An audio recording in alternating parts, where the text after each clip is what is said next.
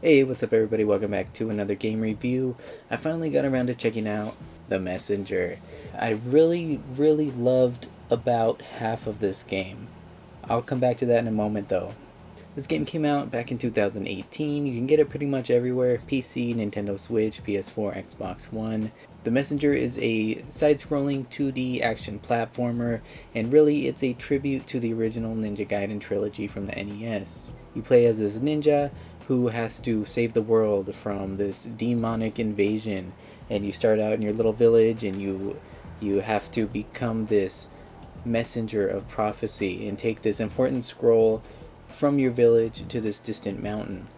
So you're going to be running through these different environments from your village to all kinds of different areas like deserts and underground caves and jungles and icy mountains, and you're going to be running around, jumping, slashing bad guys, taking on some really fun and challenging boss fights along the way, and you're going to be learning new skills as you go.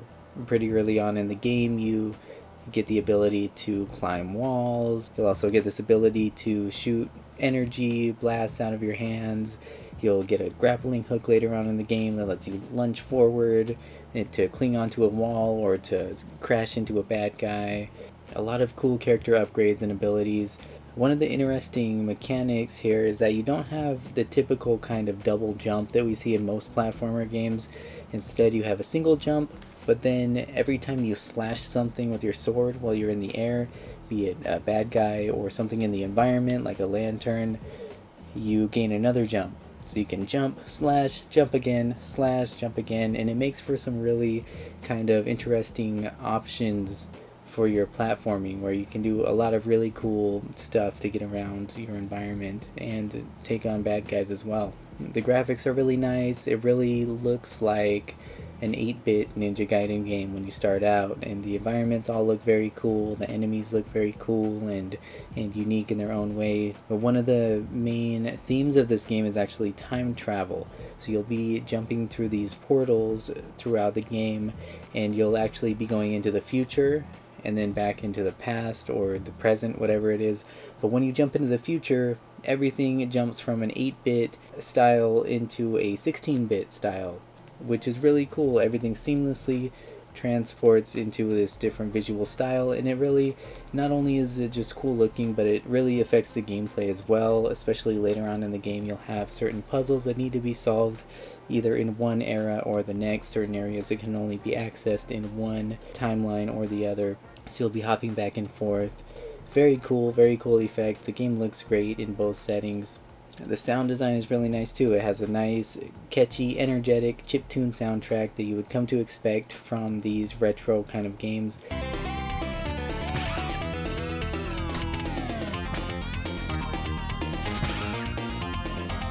But one thing that I haven't heard in other games, not that I can remember anyway, is that when you go underwater, the music and everything you're hearing actually sounds like you're hearing it from underwater. Without skipping a beat, it just seamlessly kind of gets a little bit muffled and quieter when you're underwater.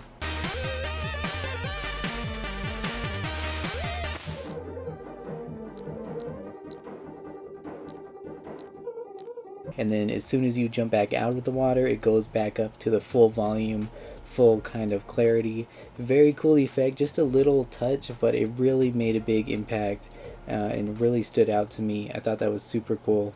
I also love the writing and the storytelling in the game. It is a game that does not take itself seriously when it comes to the story. Seems like the characters are very well aware of the fact that they're in a video game, and there's tons of jokes and references to other games. And there's this shopkeeper. Each time you go visit him, typically you can ask him to tell you a story, and he always tells you some sort of crazy story. It seems like an old, Aesop's fable or something, but then it takes some sort of silly turn, and I always looked forward to asking for those stories. Although it doesn't affect the game at all, you don't have to listen to them, but I thought they were just so entertaining, and definitely worth taking the time to read the dialogue in the game, because it is so funny.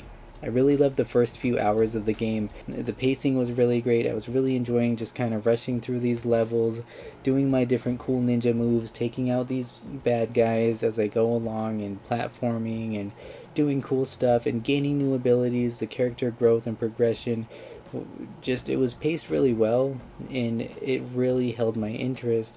The boss fights were very cool and very challenging, but you kind of get to this climax where it seems like you're at the end of the game only a few hours in, but instead of the game ending, it totally changes into a metroidvania kind of game. And it's like you still have several more hours to go at this point, which might be okay if you like metroidvanias.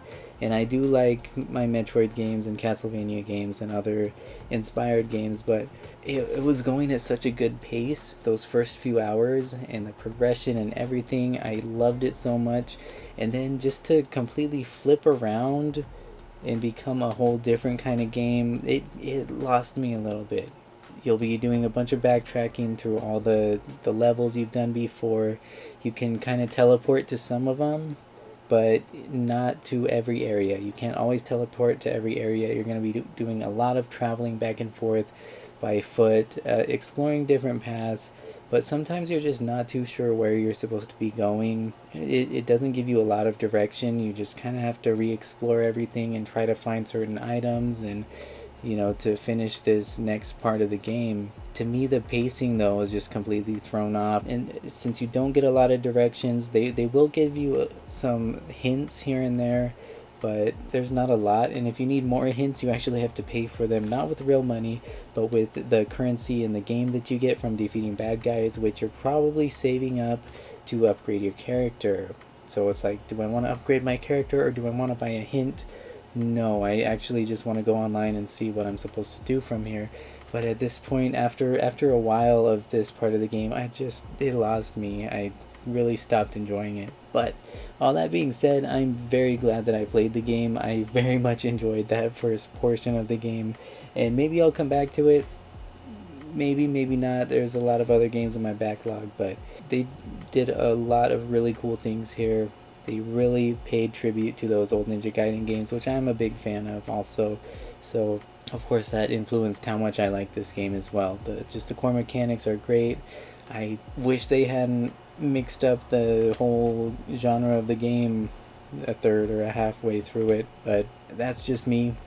I know some people felt the opposite way, where they were bored for the linear beginning, and then they really enjoyed the Metroidvania part at the end. And still many more people enjoyed both parts of the game. Generally, it's been reviewed very favorably by others, and I want to tell you that I really like the game as well. They really threw me off with that, but so much cool stuff in the game. Definitely worth checking out if you're a fan of these kinds of games, or if you're a fan of the classic Ninja Gaiden games on the NES. Check it out, guys. The Messenger. I hope you enjoyed this video. Many more to come. I'm actually getting a new camera soon, so the quality of these things are going to be improved greatly, I think. I'm trying out some new things and different things. We'll see how it goes.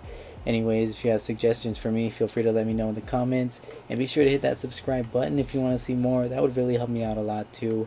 I appreciate that so much. I appreciate you just taking the time to watch today. Thank you so much, guys. I will see you on the next video.